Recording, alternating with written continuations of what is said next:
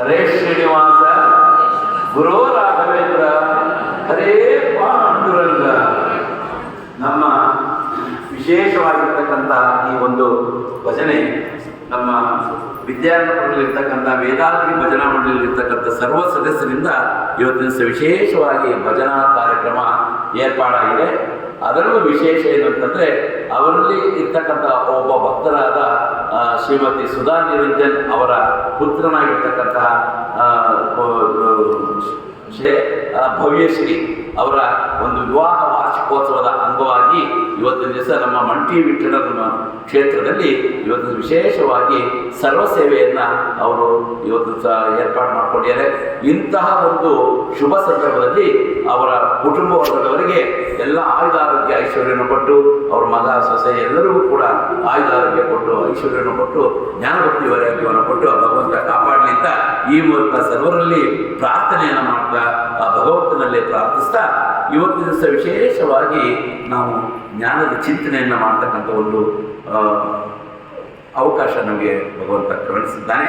ಅದರಂತೆ ನಮ್ಮ ದಾಸವರೇಣ್ಯರು ಅನೇಕ ವಿಚಾರಗಳನ್ನು ನಮಗೆ ಆಗಿದ್ದಾಗೆ ಜ್ಞಾಪಿಸ್ತಾ ಇರ್ತಾರೆ.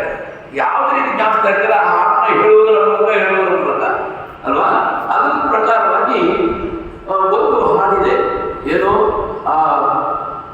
ನಮ್ಮ ವಿಠ್ಠಲ ಯಾವ ರೀತಿ ಬಂದಿದ್ದಾನೆ, ಅವನು ಯಾವ ರೀತಿ ಬಂದಿದ್ದಾನೆ, ಜಾತಿ ಕುಲ ಗೋತ್ರ ಆತ ನೋಡುವುದಿಲ್ಲ.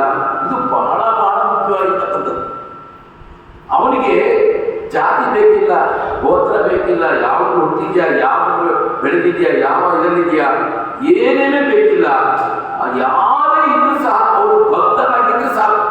ಅವನ ಭಕ್ತನಾಗಿರ್ತಕ್ಕಂಥವ್ರು ಯಾರೇ ಇದ್ರೂ ಸಹ ಅವರು ನಮ್ಮನ್ನು ರಕ್ಷಣೆ ಮಾಡ್ತಾನೆ ಅನ್ನೋದನ್ನ ಭೂಪತಿ ವಿಠಲದಾಸರು ಈ ಬರಿಯ ಸುಲಭ ದೇವರು ಯಾರಿಗುಂಟು ಅನ್ನೋ ಒಂದು ಕೀರ್ತನೆಯಲ್ಲಿ ಪ್ರತಿನಿತ್ಯ ನಾವು ಹೇಳ್ತಾ ಇರ್ತೇವೆ. ಅದು ಹೇಳುವುದರಿಂದ ಪ್ರತಿ ಕ್ಷಣದಲ್ಲೂ ಹೇಳೋದ್ರಿಂದ ಏನಾಗುತ್ತೆ ಅಂದರೆ ಅದರ ಮನವರಿಕೆ ಆಗ್ತಾ ಇರುತ್ತೆ. ಅದರಲ್ಲಿ ಯಾವುದೇ ತರವಾದ ಭೇದ ಭಾವ, ಮೇಲು ಕೀಳು ಎಂಬುವ ಒಂದು ನಮ್ಮ ಪಾಂಡುರಂಗನಿಗೆ ಯಾವುದೇ ತರವಾದಿಲ್ಲ. ಆದ್ರಿಂದ ಎಲ್ಲರನ್ನೂ ಅವನು ಪ್ರೀತಿಸ್ತಾನೆ, ಎಲ್ಲ ಭಕ್ತರನ್ನು ತನ್ನವನ್ನಾಗಿ ಮಾಡಿಕೊಳ್ತಾನೆ. ಇದಕ್ಕೆಲ್ಲ ವಿಶೇಷ ಏನಪ್ಪಾ ಅಂತಂದ್ರೆ ಹಿಂದೆ ನಡೆದಿರ್ತಕ್ಕಂಥ ಅನೇಕ ನೈಜ ಚರಿತ್ರೆಗಳನ್ನ ನಾವು ಅರ್ಥ ಮಾಡ್ಕೊಳ್ತಾ ಬರೋದು. ಆ ನಿಜವಾದ ಸಂಗತಿಗಳು, ನಿಜವಾದ ಒಂದು ಸನ್ನಿವೇಶಗಳು ಹಿಂದೆ ಬಹಳ ಪಾಂಡುರಂಗನ ಕಾಲದಲ್ಲಿ ಸಾವಿರಾರು ವರ್ಷಗಳ ಹಿಂದೆ ಯಾವಾಗ ಇಟ್ಟಿಗೆ ಮೇಲೆ ನಿಂತು ಸೊಂಟದ ಮೇಲೆ ಕೈ ಇಟ್ಕೊಂಡು ಬಂದು ನಿಂತನೋ ಅವತ್ತಿನಿಂದ ಅವನ ಪ್ರಭಾವವನ್ನ ಎಲ್ಲ ಭಕ್ತರ ಮೇಲೆ ಆಸ್ತಾ ಬಂದ ಎಲ್ಲರಿಗೂ ಕೂಡ ಅನುಗ್ರಹವನ್ನು ಮಾಡ್ತಾ ಬಂದ. ಅದರಂತೆ ನಾವು ಅನೇಕ ವಿಚಾರಗಳನ್ನು ನಾವು ಗಮನಿಸಿದಾಗ ಅದರಲ್ಲಿ ಒಬ್ಬ ಭಕ್ತ, ಅನೇಕ ಭಕ್ತರಿದ್ದಾರೆ, ಸಾವಿರಾರು ಭಕ್ತರಿದ್ದಾರೆ. ಅದರಲ್ಲಿ ಬಹಳ ನಿಜವಾದ ನೈಜ ಭಕ್ತ ಅಂತಂದ್ರೆ ಇವತ್ತಿನ ದಿವಸ ನಾವು ಪಾಂಡುರಂಗನ ದೇವಸ್ಥಾನಕ್ಕೆ ಒಳಗಡೆ ಪ್ರವೇಶ ಮಾಡಿದ್ರೆ ಮೊದಲ ಮೆಟ್ಟಿಲಲ್ಲೇ ಅವನ ಸಮಾಧಿ ಇದೆ.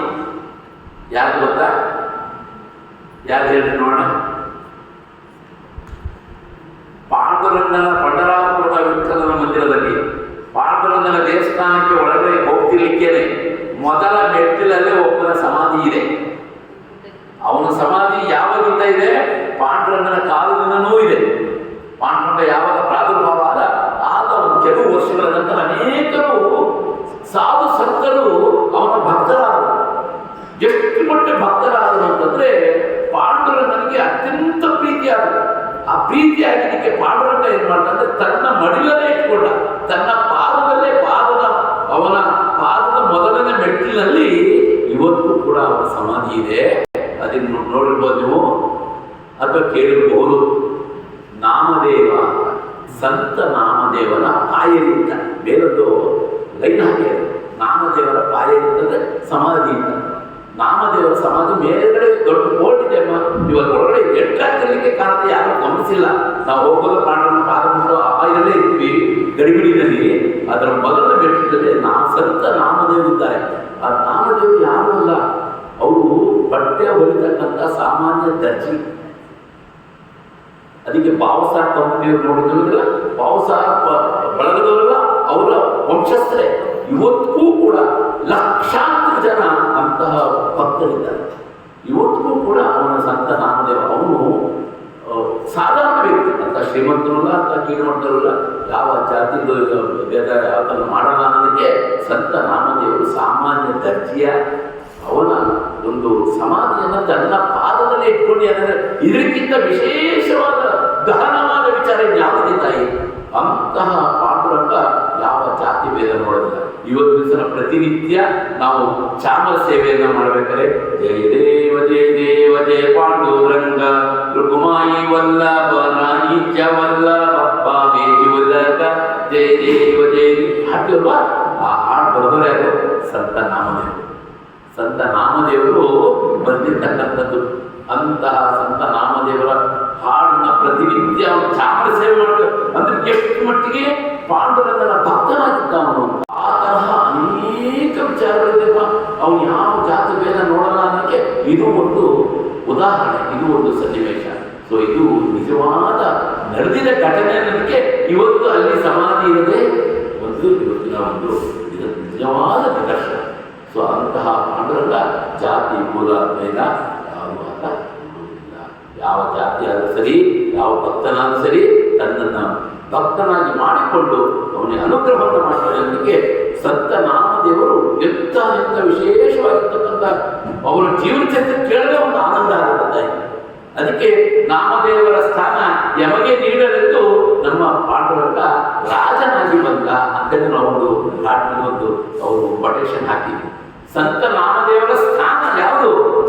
ತನ್ನ ಸನ್ನಿಧಾನದಲ್ಲೇ ಅವನ ಸಮಾಧಿಯ ಸ್ಥಾನ ಅಂತಂದ್ರೆ ನಿರಂತರ ಅವನು ಜನ್ಮಾಂತರದಲ್ಲೂ ಕೂಡ ಪಾಂಡುರಂಗನ ಪಾತ್ರನೇ ಇರ್ತಾರೆ ಅಂತಂದ್ರೆ ಇದಕ್ಕಿಂತ ಬೇಕಾದಾಗಿ ಅದು ದೇವತಿಲ್ಲ. ನನ್ನ ದರ್ಶನ ಬರಬೇಕಾದ್ರೆ ನಿನ್ನ ದರ್ಶನ ಮಾಡಿಕೊಂಡೇ ನೀವು ಬರಬೇಕು ಅಂತ ಒಂದು ಪದ್ಧತಿ ಹಾಕಿದ್ದಾರೆ. ಇವತ್ತು ಕೂಡ ಪಂಡ್ರಾಪುರದಲ್ಲಿದೆ. ಅವನ್ನ ಆ ಸಂತ ನಾಮದೇವರ ಸಮಾಧಿ ಮುಂದೆ ಇಟ್ಕೊಂಡು ನಮಸ್ಕಾರ ಮಾಡಿ ನಂತರ ಪಾಂಡುರಂಗನ ಪಾದವನ್ನು ಹುಟ್ಟಬೇಕು, ದರ್ಶನವನ್ನು ಮಾಡಬೇಕು. ಇವತ್ತು ಕೂಡ ನಿರಂತರವಾಗಿ ನಡ್ಕೊಂಡು ಬರ್ತಾ ಇದ್ದೇನೆ. ಇದೊಂದೇ ನಿದರ್ಶನ ನಮಗೆ ಅವನು ಯಾವ ಭೇದ ಭಾವ ಅನ್ನೋದಕ್ಕೆ ಇಲ್ಲ. ಜಾತಿ ಕುಲ ಆತ ನೋಡುವುದಿಲ್ಲ, ಪ್ರೀತಿಯಿಂದಲೇ ಬರುವ ಅದ್ಭುತ ಜನಗಳಿಲ್ಲ ಅಲ್ವಾ? ಅಂತಹ ಆನಂದದಿಂದ ಮಾಡ್ಕೋತಾನೆ. ಅಂತಹ ಪಾಂಡುರಂಗನ ದಕ್ಷಿಣ ಕಾರಣನಾಗಿ ಇಲ್ಲಿ ಬಂದಿದ್ದಾರೆ. ಉತ್ತರದ ವಿಠಲ, ದಕ್ಷಿಣದ ವಿಠಲ. ಅದ್ರ ಮೇಲೆ ಒಂದು ಕೀರ್ತನೆ ಮಾಡಿದ್ದೀನಿ.